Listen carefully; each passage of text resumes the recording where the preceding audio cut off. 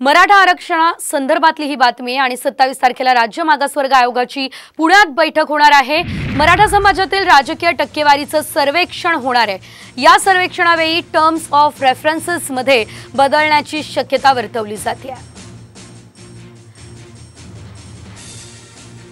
या संदर्भात अधिकची अपडेट घेऊयात आमचे प्रतिनिधी अक्षय बडवे यांच्याकडून। अक्षय, आपण पाहतोय मराठा आरक्षणासंदर्भातली ही मोठी अपडेट आता समोर आलेली आहे। 27 तारखेला बैठकीचं देखील आयोजन झालेलं आहे।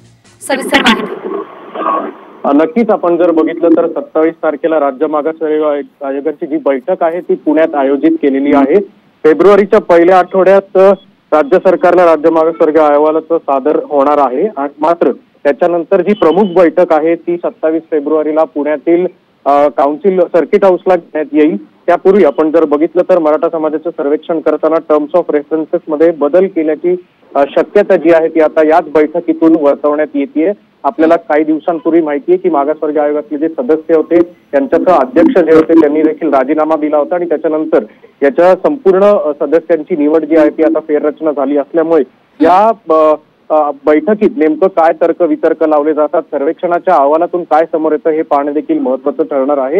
आणि या सगळ्या सर्वेक्षणाचं सॉफ्टवेअरचं काम जे आहे ते देखील गोखले इन्स्टिट्यूटला देण्यात आलेलं आहे। मात्र याच इन्स्टिट्यूटला विरोध जो आहे तो सातत्याने केला जातोय। त्यामुळे निश्चितच अक्षय, धन्यवाद दिलेल्या सर्व अपडेटसाठी।